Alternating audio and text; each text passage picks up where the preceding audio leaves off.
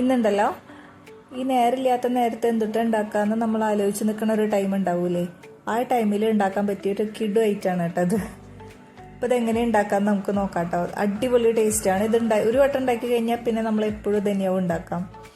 അപ്പോൾ അതിനായിട്ട് നമ്മളൊരു കുക്കർ അടുപ്പത്ത് വെച്ചിട്ട് അത് ചൂടായി കഴിയുമ്പോഴത്തേനും അതിലേക്ക് വെജിറ്റബിൾ ഓയിലും അതുപോലെ തന്നെ 2 ടേബിൾ സ്പൂൺ നെയ്യും ഒഴിക്കാം. നന്നായി ചൂടായി വരുമ്പോഴത്തേനും അതിലേക്ക് സ്പൈസസ് ആഡ് ചെയ്യണേ. അപ്പോൾ ഇവിടെ ഞാൻ ഇട്ടിരിക്കുന്നത് ബേ ലീഫ്, തക്കോലം, ഏലക്കായ, കറിയാമ്പൂ, പിന്നെ കറുവപ്പട്ട. ഇത് നന്നായിട്ട് മൂക്കണം കേട്ടോ. കുക്കർ നന്നായി പുകയുണ്ട്. തീ കുറച്ചിട്ടിട്ട് വേണം ഇത് ഇടാൻ വേണ്ടിയിട്ട്, അല്ലെങ്കിൽ പെട്ടെന്ന് കരിഞ്ഞു പോകും. അത് കഴിയുമ്പോഴത്തേനും അതൊന്ന് മൂത്ത് വരുമ്പോൾ നമ്മളൊരു സവോള ഇതുപോലെ അരിഞ്ഞിട്ടിടുക. അത് നന്നായിട്ട് വഴറ്റണം. അതിലേക്ക് 2 പച്ചമുളക്, എരിവുള്ള പച്ചമുളകാണെങ്കിൽ ഒരെണ്ണം ഇട്ടാൽ മതി. ഇത് എരിവില്ലാത്ത കാരണം കൊണ്ട് ഞാൻ 2 പച്ചമുളക് ഇട്ടു.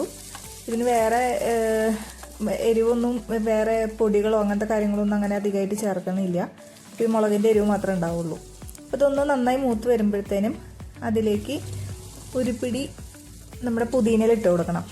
ഈ പുതിനയില നന്നായി വഴറ്റണേ. ഞാൻ അരിഞ്ഞിട്ടൊന്നുമില്ല കേട്ടോ, അങ്ങനെ തന്നെ നുള്ളിയിടുക ചെയ്തേ. കാരണം നമുക്ക് കഴിക്കുമ്പോൾ ഇഷ്ടമല്ലെങ്കിൽ വേഗം മാറ്റാൻ എളുപ്പമുണ്ട് ഇതുപോലെ ഇട്ടാൽ. ഇതിലേക്ക് ഞാൻ കാശ്മീരി മുളക് പൊടിയാണ്, ജസ്റ്റ് ഒരു കളറിന് 2 സ്പൂൺ ഇടുന്നുണ്ട്. അത് നന്നായും അതിൻ്റെ പച്ചമണം മാറുന്ന വരെ നമ്മൾ വഴറ്റി കൊടുക്കണേ. അതിലേക്ക് കുറച്ച് മഞ്ഞൾപ്പൊടി ആഡ് ചെയ്ത് കൊടുക്കാം. ഇത് നന്നായിട്ട് വഴറ്റണം. ഈ പൊടികളൊക്കെ നന്നായി വഴണ്ടി വരുമ്പോഴത്തേക്കും നമ്മൾ ആ ഒരു ടൈമിൽ നമ്മൾ മിക്സിയിൽ 2 തക്കാളി നമ്മൾ നന്നായി പേസ്റ്റ് ആക്കിയിട്ട്, ഇത് പേസ്റ്റ് ആയിട്ടൊന്നുമില്ല, കട്ടകളൊക്കെ ഉണ്ട്, എന്നാലും കുഴപ്പമില്ല, ആഡ് ചെയ്യാം. ഇനി ഇതിലേക്ക് ആവശ്യത്തിന് ഉപ്പിട്ട് കൊടുക്കണേ. അതിനുശേഷം ഇത് നന്നായി വഴറ്റണം കേട്ടോ. വഴറ്റാന്ന് പറഞ്ഞു കഴിഞ്ഞാൽ നല്ല എണ്ണ തെളിഞ്ഞ് വരുന്ന ഒരു പാകമാവണം. അതാണ് ഇതിൻ്റെ ടേസ്റ്റ് ശരിക്കും.